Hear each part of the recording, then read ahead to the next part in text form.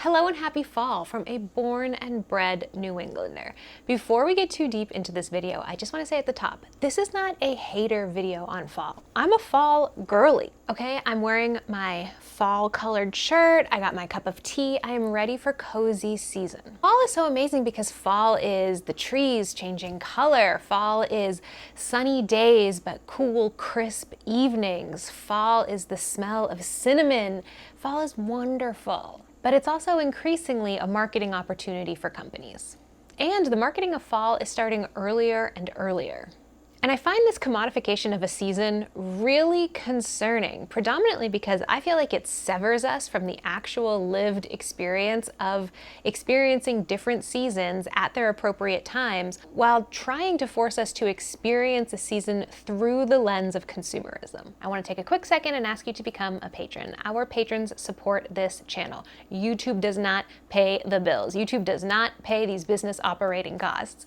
Our patrons also get lots of exclusive, awesome content, bonuses, they get discounts to workshops, they get the chance to ask me their personal money questions. So if you dig us, if you're interested in that kind of bonus content, please find our patron link in the description. Because here's the thing, we have seasons. Nature has seasons. Fall starts September 23rd, winter starts December 21st, spring starts March 20th, and summer starts June 20th.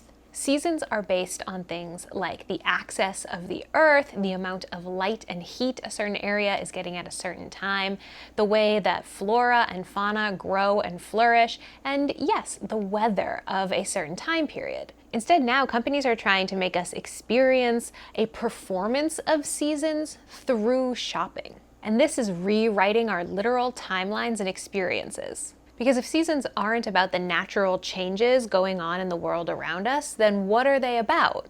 Well, increasingly, they're about buying stuff. So I think I've coined a phrase called the Consumerist calendar.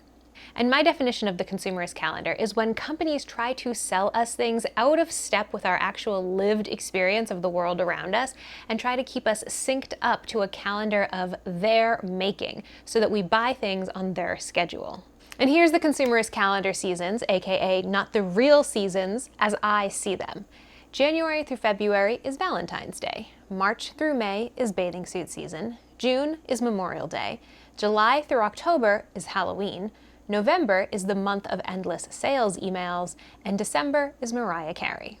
I know we live in a world where companies gotta make money. I have a company, I gotta make money. But to try and sever us from our actual connection to nature just so that you can sell us more stuff is one of the most diabolical things that I think companies have done in a long time.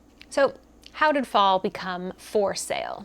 Well, maybe you've heard the Earth is experiencing climate change, and one of the biggest consequences of climate change is that summer is getting longer, hotter, and drier, and thus really unpleasant. July 22nd, 2024 was the hottest day on record. And in fact, July 21st and July 23rd also exceeded previous records. So July 2024, we saw 3 days in a row break record high heats. And summer starts earlier and lasts longer. We're losing shoulder seasons, which is what spring and fall have traditionally been. Earlier in 2024, I moved from North Carolina to Massachusetts, and I moved into a house without central AC. And about a week after I moved, maybe 2 weeks after I moved, Massachusetts experienced a heat wave for about 2 weeks, and it was brutal. The inside of my house got up to 88 degrees multiple times. And here in Massachusetts, there's intense humidity. So we were having high heat levels and high humidity levels, and it was miserable. It was so awful. And unfortunately, it's also very dangerous. High heat levels are dangerous to your health. So as people are experiencing absolutely terrible summers, it is creating within us a desire for cooler weather, for fall. And companies know this. As millennials have aged into adulthood and have become the primary market for companies to market to, companies have started using nostalgia marketing in more and stronger ways. And this ties in very nicely with the commodification of fall. When you play on nostalgia in your marketing, you're bringing people back to a simpler time, and that familiar comfort comes with a shared experience with your peers, says Jones Kral, Deloitte Digital's co-head of creative brand and advertising, along with Milton Correa. While playing into nostalgia isn't new, putting your own spin on nostalgia has become increasingly popular. I think we can all name examples of nostalgia marketing. The endless reboots or sequels to things that were popular when we were kids, the endless special edition of things that were popular when we were kids, the comeback of styles for clothing and hair that were popular when we were kids. That's all part of nostalgia marketing. As the world around us feels scarier or more intimidating or more difficult to control, it pushes us into things that are more comforting. And fall is traditionally cozy season. It's all about blankets. It's all about watching the trees change colors. It's all about cozy sweaters and mugs of tea. It's all about watching Hocus Pocus with your besties. Fall is so wonderful. So combine fear of summer or fear of climate change or fear of the future of our world with powerful nostalgia marketing, and fall is the perfect marketing playground for companies. We're also living in a time where it's harder and harder for people to connect with the natural world around them. In the US, we live in a car-centric culture. We build things for cars. We build commutes for cars, we build homes for cars, we build office buildings for cars, we design cities around cars, which means we're really spread out. It's hard to get around places without a car, and it also means that we need to destroy more nature in order to put down roads, parking garages, driveways, places for cars to go. Jobs in the US are also heavily created and maintained in cities. So people move to cities to work and then they stay there. And a lot of our cities have beautiful green spaces, but not enough. So people spending time in nature is quite difficult because you have to leave your urban city to go out into nature. And in order to leave your city, you need a car or access to your car. In most cases. That kind of system creates a relationship where nature becomes the other, right? It becomes a place you go to maybe camp or hike or go to the beach, but you don't really think about living in nature. Nature becomes like a weekend trip as opposed to your day-to-day reality. We also live at a time where most of us get our food from grocery stores. Very few people in the United States are living off of subsistence farming, which is where you grow and create and can and preserve all your own food. Some people are doing that, but the vast majority of us are hitting up Aldi, hitting up Walmart, and buying our food from a store. So a lot of us, we don't have our hands in the dirt. We're not watching the light change on the trees, right? We're inside, we're on our computers, we're in our cars, we're at work. And so our relationship to nature is really non-existent a lot of the time. But of course, we live in nature. Our whole world is nature. And a lot of us crave a connection to nature, whether consciously or unconsciously. And fall is all about connection to nature. Think about the classic fall activities. Apple picking, pumpkin picking, hay rides, getting apple cider and going for a walk, hiking to see the trees change color. All of that is nature-centric, and all of that is centered on watching the seasons change. Personally, for me, every time fall rolls around, I think about that scene from Little House in the Big Woods, which is the first book in the Little House on the Prairie series. And Laura is describing watching her parents get ready, preparing food for the winter, because it takes place in Wisconsin in like the early 1800s. Someone fact check me on that. And of course, there's no refrigeration, there's no Walmart. So in order to get through the winter, you had to store and preserve all the food you needed. So her dad is like smoking meat and her mom is like canning vegetables and preserving all this food. And then they put it in the attic and Laura goes up there and she's like, "We'll survive the winter, look at all our food."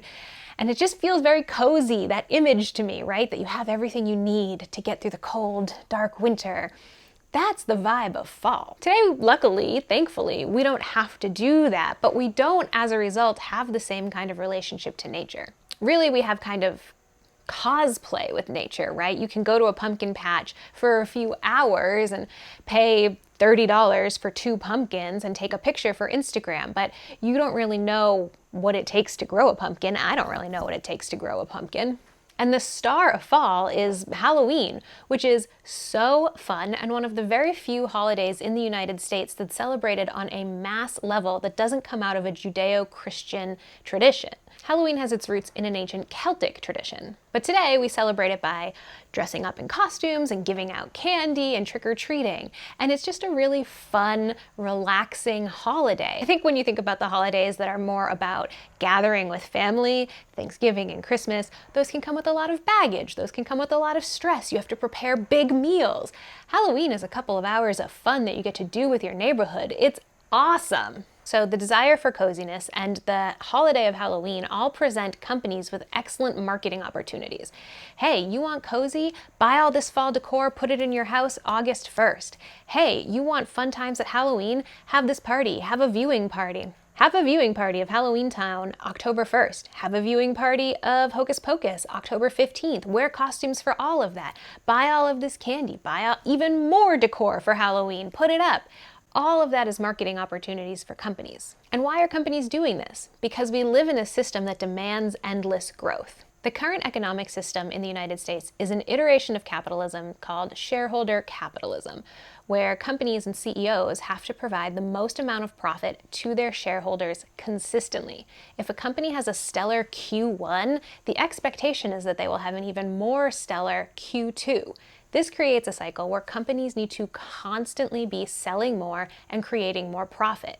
And in order to sell more, companies need to create more reasons for consumers to buy. And so the kind of old school repetition of there's several major holidays and then there are breaks doesn't really work anymore. Everything has to be holidays. Everything has to be a special sale. There has to be more and more reason for people to spend more and more money. That's why we see the introduction of things like Prime Day, which is this made-up holiday that Amazon does several times a year that's like, hey, you have to buy now, otherwise you'll never get these fantastic deals again. And it creates this shopping pressure on us. And companies are looking for more ways to get you to spend more money. And so turning fall into basically one big shopping holiday is a way to do that that comes with pretty low stakes. In economics, there's a theory called the lipstick index, which says when customers perceive that a recession is looming, sales for affordable luxury items such as lipstick increase. A bunch of things marketed towards us in the fall into this category. Pumpkin spice lattes. They're $5, $6, $7. They're a sweet treat that you can grab on the way to school, on the way to work, when your kids are screaming in the back seat and you just need a break. Small pieces of home decor that are on sale at Michael's or Hobby Lobby that you can get for 10, 15, 20 bucks that will cuten up your house. Those all fall into the lipstick index. And companies want you to spend these small amounts of money multiple times, which, look, let's be real, also feels good. In a world where a lot of people say they'll never be able to retire or they'll never be able to afford a house, you can afford a pumpkin spice latte. So this has turned fall into a launch for companies. Trader Joe has fall-specific foods that only come out this time of year. Starbucks, of course, has the famous, or rather infamous, pumpkin spice latte. And this seasonal scarcity also works on us to buy now. If you know the pumpkin spice latte is only going to be available from August through October, you're going to buy more lattes because you know, hey, I can't get this come December, come January. And scarcity marketing pushes you to overcome one of the most popular rules in personal finance, which is to wait 24 hours before you buy something. If you have a fear that that item is not going to be available in 24 hours, you're more likely to purchase it. It also leads to this breeding of pumpkin spice everything. I mean, we now have pumpkin spice dog wash. We have pumpkin spice cleaning spray. Pumpkin spice is the queen, the king, the sultan of fall. It really dominates everything. I think it's so important to name what's really going on here. It's not that I or other people who have talked about this are hating on fall. Everybody loves fall. I think that's well established. It's that companies are looking for more reasons to separate you from your money. And they are preying on your fond childhood memories or your fond feelings towards fall, try saying that 10 times fast, in order to do that. And the fact that so many companies keep trying to sell us fall, while fall itself is rapidly under threat from climate change, feels like a special type of gaslighting. What I think also comes into play in this conversation around fall and money and marketing and consumerism is community. Y'all know I love to talk about community, but it's because so many of us crave it more than ever. And I would wager and say that more of us crave better community in the fall and winter seasons. That's because fall and winter are traditionally associated with being inside, spending time with family, spending time with friends. Whereas spring and summer traditionally were the farming, growing, reaping season, right? You're outside, you're working, you're planting, you're harvesting. And then winter comes and you're chilling inside with your family. And today, it's hard to meet people. We're working more than ever. Productivity is through the roof, but the demand on people's time in the workplace is growing. We have killed off a lot of third places, especially free third places. And increasingly, you have to pay money in order to participate in the remaining community options. Think about book clubs that you have to pay to be a part of, or any kind of sport league that you need to pay to be a part of. I think this leads a lot of us to craving and desiring to be part of a community, but not knowing how to get there. And then along comes consumerism that says, hey, if you buy this thing, you'll be part of the community. You know, Christian Girl Autumn is here. Make sure you bust out your knee-high leather boots and your big chunky sweaters. And look, now you're a fall girly.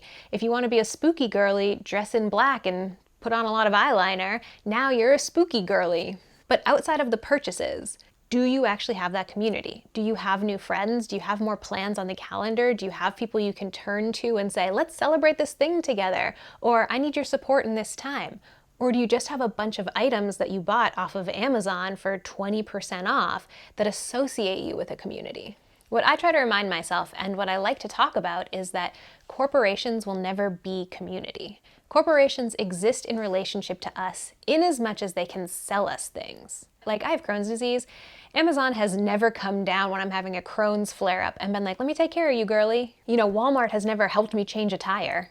And this is honestly what concerns me the most, is that we live in a world that is severing our relationship to nature, and companies are taking advantage of that and trying to sell us nature, trying to sell us community, rather than us actually going to experience those things in real life. Companies aren't dumb. Companies know that a scared, lonely person is a better customer than a happy, fulfilled person. And the less that we're connected to something, the less we care about it. So the less that we're connected to nature, the less likely we are to advocate for it, to say, hey, it's important that we preserve our national parks. Hey, it's important that we take action on climate change. Hey, it's important that we build public transportation that more people can take advantage of. The less connected we are to something, the less we understand it. And the less we understand something, the less we care when it gets destroyed. And I see this a lot with winter. I think for a lot of people, winter is their least favorite season. But winter is necessary for so many things. Winter gives plants and trees a chance to rest. Winter kills off bugs like ticks, which is good for animals and good for us. Winter means snowfall, which means snowpack, which means, especially in the western United States, water. If snow doesn't fall and build up in the mountains, it can't turn into water in the spring, which means cities like LA and Sacramento and places where a lot of Americans live don't have as much water. Snow also reflects sun back into the atmosphere, which helps cool the planet. So without snow, climate change will speed up. I know that a lot of people feel kind of hopeless about the future, especially when we talk about things like rising cost of living and climate change. It feels like some of these problems are unsolvable and there's nothing that we can do as a people, and definitely not anything we can do as individuals. This mindset is called doomerism, and the good news is it's not true. In fact, there are hundreds of thousands of people currently working on climate solutions, currently working for equity for all, and I think it's so important to keep in mind that we all have individual power, but we have even more power as a collective. This doomerism mindset of there's nothing we can do, it slows us down, it prevents us from moving forward, especially when, like I mentioned, other people are already on top of things. A group that I like to volunteer with is called Citizens Climate Lobby, and they work on creating legislative change that is climate friendly. So things like implementing a carbon fee for major corporations, things like protecting our major forests, that's all stuff that CCL works on. And you can be a part of that. There are chapters all over the country. So if you just Google CCL, Boston, CCL, Texas, CCL, Portland, Oregon, you will find the chapter that's near you and you can get involved. There are also hundreds of other organizations that are focused on things like building more sustainable cities, building more equitable housing, building more affordable housing, building more public transit. So pick a climate issue that matters to your heart, that is near and dear to you, and I promise there are other people already working on the solution. You just gotta find them and be a part of it. So those are my thoughts on the commodification of fall. As always, I definitely want to hear from y'all. Let me know in the comments what you're thinking, what you're feeling. Shout out any climate organizations that you work with or that you know of that you think the rest of us should be aware of. I will link to CCL and a couple other organizations in the description as well. As always, thank you so much for watching. Please become a patron if you feel called. Hit the thumbs up to help us in the algorithm and hit subscribe.